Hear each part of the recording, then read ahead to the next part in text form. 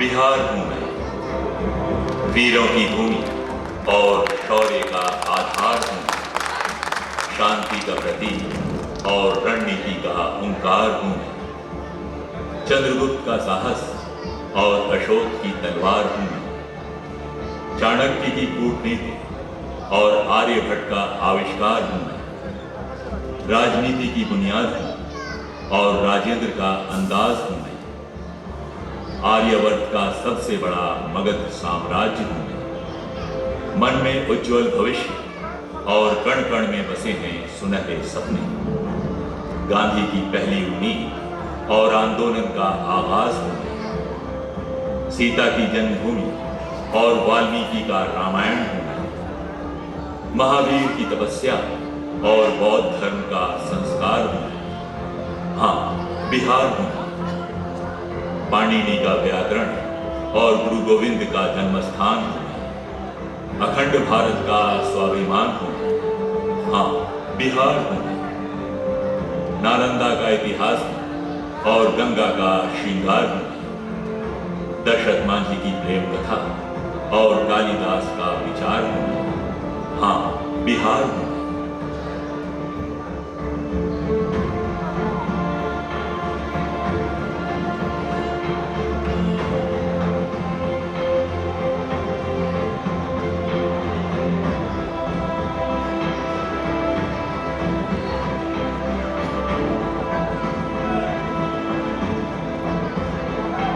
इतिहास के बीते दिनों में तो हम पीछे नहीं लौट सकते, पर ये तो जानने की कोशिश कर सकते हैं कि हमने अपनी यात्रा कहां से शुरू की और कहां तक पहुंचे। तो चलिए केसरिया के इतिहास को समझने की कोशिश करते हैं। बिहार के उत्तर पश्चिम में चंपा अरण्य यानी कि चंपा के फूलों वाला जंगल, चंपारण एक ऐतिहासिक पौराणिक प्रदेश रहा है। ऋषि मुनियों का ये प्रदेश, ध्रुव के जन्मस्थान का ये प्रदेश, लव कुश की जन्मस्थली का ये प्रदेश, राजा विराट की राजधानी वाला ये प्रदेश, राजा जनक का ये प्रदेश, अशोक और अशोक स्तंभों का ये प्रदेश, चीनी यात्रियों का ये प्रदेश और गांधी के प्रथम किसान आंदोलन का ये प्रदेश सदा सदा से अपनी पहचान बनाए हुए है। ये कोई ईसा पूर्व 5वीं शताब्दी का अंतिम दौर था। वैशाली के चापाल चैत्य में बुद्ध ने भविष्यवाणी की थी कि उनकी मृत्यु 3 महीने के भीतर हो जाएगी। वैशाली वासियों ने इसे भय और सदमे से सुना। तुरंत पूरा शहर फूट फूट कर रोने लगा, मानो उन पर कोई विपत्ति आ गई हो। कई लोगों के लिए ये किसी आपदा से भी बदतर था। आनंद, उनका करीबी दोस्त, चचेरा भाई और शिष्य अवाक रह गया।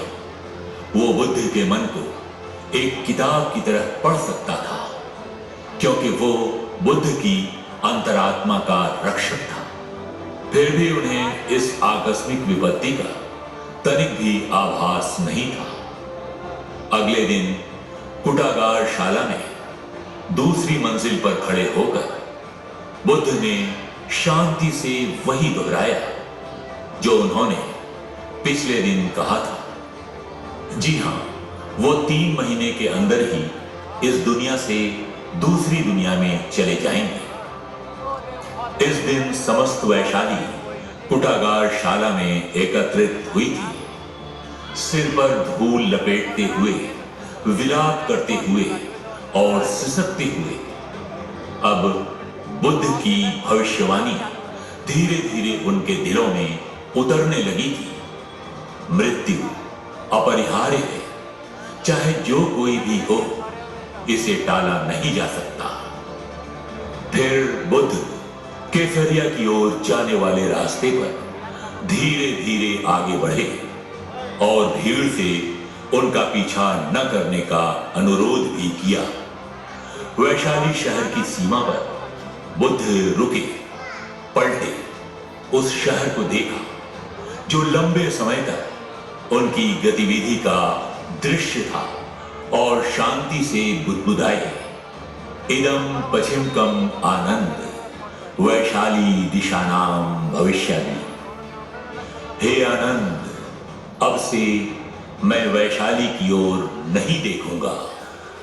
लेकिन उनकी इच्छा के विपरीत वैशाली की जनता भी सम्मानजनक दूरी पर उनके पीछे पीछे चल रही थी, मानो कोई अज्ञात शक्ति उन्हें बुद्ध के पीछे पीछे चलने के लिए खींच रही थी।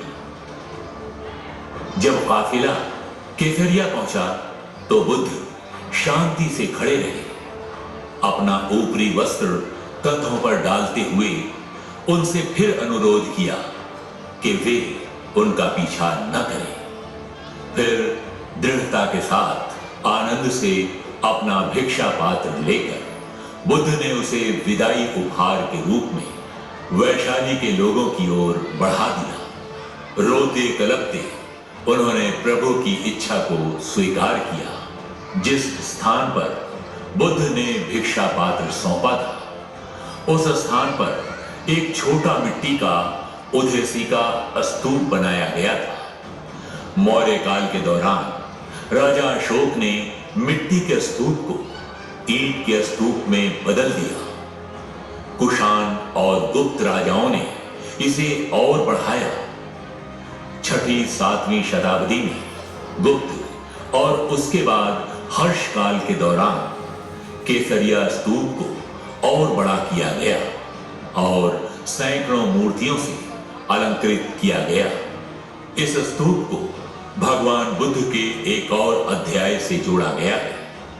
प्राचीन समय में केसरिया केसपुत नामक गणराज्य था। सिद्धार्थ गौतम जब घर त्याग कर ज्ञान की खोज में शाक्य, मल्ल इत्यादि गणराज्यों को पार कर केसपुत गणराज्य केसरिया पहुंचे तो वहां अलार कलाम नामक एक सन्यासी से उनकी भेंट हुई और स्तूप स्थल पर ही सिद्धार्थ ने उनसे सर्वप्रथम दीक्षा ली। फिर वे ज्ञान की खोज में केसपुत से दक्षिण में वैशाली होते हुए बोध गया पहुंचे और निरंजना नदी के तट पर पीपल के वृक्ष के नीचे उन्होंने अंतिम ध्यान कर ज्ञान प्राप्त किया।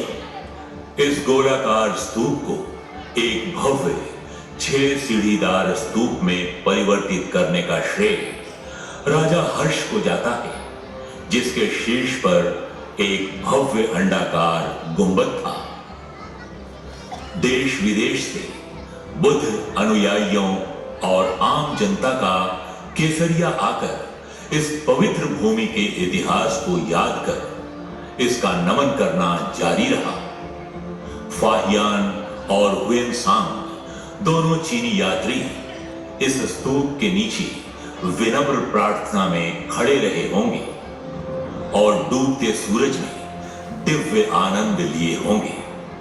फिर 6 गोलाकार छतों के विशेष रूप से बने कक्षों में भूमि स्पर्श, धर्म चक्र प्रवर्तन और वरदा मुद्रा में बैठे सैकड़ों बुद्ध चित्र हर एक भक्त के लिए एक लुभावना दृश्य रहे होंगे। यह संभव है कि रात के समय उन्होंने छत वाले गोलाकार स्तूप को सैकड़ों मिट्टी के लैंप से रोशन कर दिया होगा। 6वीं और 7वीं शताब्दी में अंतरराष्ट्रीय छात्र समुदाय, विशेष रूप से दक्षिण पूर्व एशियाई देशों से जो अक्सर नालंदा आते थे, केसरिया की बहुभुज सीढ़ीदार डिजाइन अवधारणा से प्रभावित थे। यह निर्माण प्रविधि इतनी प्रभावशाली एवं चित्त आकर्षक सिद्ध हुई कि इससे प्रेरणा लेकर भूटान, तिब्बत एवं बर्मा में अनेकों स्तूपों का निर्माण किया गया। इसमें तिसेरू और परिहासपुर कश्मीर, चोटेन कोरा भूटान, तोलिंग के चेरटेन तिब्बत, श्वेसांडा पगोडा भूटान, मिंगला चेती बर्मा और मिंगला जेडी बर्मा केसरिया की प्रेरणा का सबसे उत्कृष्ट उदाहरण है। केसरिया निर्माण के 155 साल बाद 800 ईस्वी में जावा में निर्मित विश्व प्रसिद्ध धरोहर बोरोबुदुर है। ज्ञात रहे, नालंदा में वास्तुकला भी पाठ्यक्रम का हिस्सा था। जावानीज छात्रों को केसरिया के डिजाइन की नकल करने में कोई समस्या नहीं थी।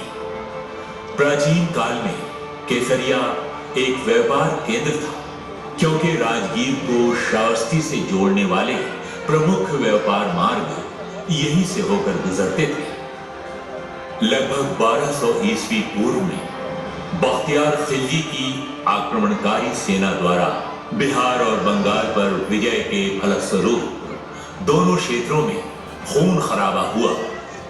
बौद्ध धर्म, जो मुख्य रूप से शहरी क्षेत्रों और नालंदा और विक्रमशिला जैसे संस्थानों में जीवित था, उसे लूट लिया गया और जला दिया गया। संयोगवश केसरिया बच गया, लेकिन संरक्षण के अभाव में इसकी देखभाल और रखरखाव करने वाला कोई नहीं था। चिलचिलाती धूप और मूसलाधार बारिश के कारण गंडक नदी के बाढ़ के मैदानों में स्तूप का विघटन तेजी से हुआ, लेकिन बड़े और लंबे समय तक रुकने वाले बाढ़ भी इसकी भव्य ऊंचाई के कारण इस स्तूप को निगल नहीं सकी। भूकंपों ने इसे क्षतिग्रस्त करने की बखूबी कोशिश की, पर यह अपनी अंतर्निहित ताकत और वास्तुशिल्प डिजाइन के कारण टिका रहा। लेकिन धीरे धीरे दरारों में पानी जा रहा था। पूरी संरचना पर पेड़ उग आए थे। उनकी जड़ें स्तूप की पसलियों में गहराई तक घुस गई थी, जिससे वो नाजुक हो गया था। वर्ष और सदियां बीत गईं। उस पर उगे पेड़ों की संख्या कई गुना बढ़ गई थी। पड़ोस के ग्रामीणों ने अपने घरों के निर्माण हेतु ईंटों के लिए इसे लूट लिया, जिससे इसमें कई स्थानों पर बड़े बड़े छेद हो गए। परित्यक्त स्तूप एक निर्जन और उदास खंडहर बन चुका था। उस पर सदियों की मिट्टी जमा हो गई थी। फिर भी इस खंडहर अवस्था में भी आखिरी सांसें गिनते हुए भी ये एक भव्य दर्शनीय स्थल था। इस स्थल का निरीक्षण 1814 में कर्नल मैकेंजी और 1835 में हाजसन द्वारा किया गया था। 1861-62 में अलेक्जेंडर कनिंघम ने न केवल स्थल का निरीक्षण किया, बल्कि पास के क्षेत्र की खुदाई भी की। अपने यौवन के दिनों में जब केसरिया और बोरोबुदुर दोनों खड़े थे, केसरिया की ऊंचाई 150 फीट थी, जबकि बोरोबुदुर 138 फीट थी। समय के साथ इसकी ऊंचाई 123 फीट तक कम हो गई थी, क्योंकि हर्मिका और छत्रावली पहले ही गिर चुकी थी। लेकिन अभी एक और बड़ा झटका आना बाकी था। 1934 के भूकंप ने इसे पूरी तरह से तोड़ दिया और 33 फीट का पूरा अंडाकार गुंबद ढह गया। भूकंप ने केसरिया की ऊंचाई लगभग 104 फीट तक कर दी। अगले 136 वर्षों तक इसे फिर से उपेक्षित कर दिया गया और इस दरमियान ईंटों की चोरी और लूटपाट जारी रही। अंततोगत्वा केसरिया के इस स्तूप की खुदाई पद्मश्री के मोहम्मद, भारतीय पुरातत्व सर्वेक्षण के अधीक्षण पुराविद्य के नेतृत्व में 1998 ईस्वी और 2001 ईस्वी के बीच बहुत ही सावधानी पूर्वक किया गया। सदियों से जमी हुई मिट्टी को श्रमिकों की एक सेना ने इंच दर इंच सतर्क पुरातत्वविदों की सावधानी पूर्वक निगरानी में हटा दिया, जो लगातार पृथ्वी के रंग, संरचना और सघनता का निरीक्षण कर रहे थे। जब स्तूप के एक हिस्से की पूरी खुदाई की गई तो उसकी ऊंचाई 104 फीट मापी गई। यह खंडहर हो चुका है और अपनी मूल ऊंचाई से बहुत कम हो गया है। यहां तक कि इस खंडहर अवस्था में भी ये जावा के प्रसिद्ध विश्व धरोहर बोरोबुदुर स्तूप 103 फीट से 1 फुट अधिक है। वर्तमान स्थिति में केसरिया का व्यास 404 फीट है। इस बात की पूरी संभावना है कि व्यास और भी बढ़ सकता है, क्योंकि उत्खनन से और भी संरचनात्मक हिस्से उजागर होंगे। विश्व धरोहर स्मारक सांची स्तूप की ऊंचाई केवल 77.5 फीट है, जो केसरिया स्तूप की मूल ऊंचाई का लगभग आधा है। इस अपूर्ण अवस्था में भी ये भव्यता में विस्मयकारी और जीवंत है। खुदाई, सर्वेक्षण और अध्ययन के बाद के मोहम्मद ने ये घोषणा की कि केसरिया दुनिया का सबसे ऊंचा बौद्ध स्तूप है। केसरिया की मूर्ति कला समानता से पता चलता है कि 6वीं-7वीं शताब्दी ईस्वी की अवधि में मिट्टी की छवियां बनाने की तकनीक या कला परंपरा नालंदा से केसरिया तक फैले एक विस्तृत क्षेत्र में प्रचलित थी। सभी प्रतिमाएं गद्दी पर बैठे हुए पद्मासन मुद्रा में हैं। मध्य कक्ष की छवि में बुद्ध को भूमि स्पर्श मुद्रा में बैठे हुए दिखाया गया है, क्योंकि सौभाग्य से इस छवि में दाहिना हाथ संरक्षित है। सभी छवियों का ऊपरी हिस्सा गायब और अब केवल निचला हिस्सा ही बचा है। केसरिया की कहानी तब तक अधूरी है जब तक आप यहां स्थित हुसैनी मजार, बाबा केसरनाथ शिव मंदिर, सर्वोत्तर झील, विराट रामायण मंदिर, धवल पीठ और 70 घाट पुल का जिक्र न करें। मोहम्मद सैयद जुनाब अली शाह की याद में 69 साल पुराना ये मजार हुसैनी गांव में स्थित है, जहां हर वर्ष सितंबर-अक्टूबर में उर्स का विशाल मेला लगता है। मान्यता है कि धरती से खुद प्रकट 54 वर्ष पुरानी केशरनाथ शिव मंदिर स्थानीय लोगों के आस्था और विश्वास का प्रतीक है। 800 हेक्टेयर में फैला सरोत्तर झील न सिर्फ साइबेरियन पक्षियों के लिए अल्पावास की झील है, बल्कि अन्य 65 प्रकार के अप्रवासी पक्षियों के कारण भी आकर्षण का केंद्र है। अयोध्या से जनकपुर तक बन रहे राम जानकी मार्ग पर विराट रामायण मंदिर का निर्माण हो रहा है। मान्यता है कि जब प्रभु राम जनकपुर से विवाह उपरांत अयोध्या लौट रहे थे, तब भगवान की बारात दूसरे दिन यहां रुकी थी। जनश्रुति की इन मान्यताओं को संजोए रखने के लिए 120 एकड़ भूमि परिसर में इस मंदिर का निर्माण हो रहा है। यही विश्व के सबसे विशाल शिवलिंग की भी स्थापना होगी। ढेखा स्थित धवल पीठ मठ परिसर में गुरु पूर्णिमा के अवसर पर भव्य मेला का आयोजन किया जाता है। गंडक नदी पर गोपालगंज से जोड़ने वाली 1440 मीटर लंबी अविस्मरणीय 70 घाट महासेतु के निर्माण होने से धनेश्वरनाथ मंदिर सिंहासनी, केसरिया शिव मंदिर, अरेराज शिव मंदिर सहित जनकपुर पहुंचना आसान हो गया है। हमें उम्मीद है कि आने वाले समय में केसरिया स्तूप न केवल यूनेस्को विश्व धरोहर बनेगा, बल्कि चतुर्दिक विकास की वजह से ये विश्व का एक प्रमुख पर्यटक स्थल बनेगा।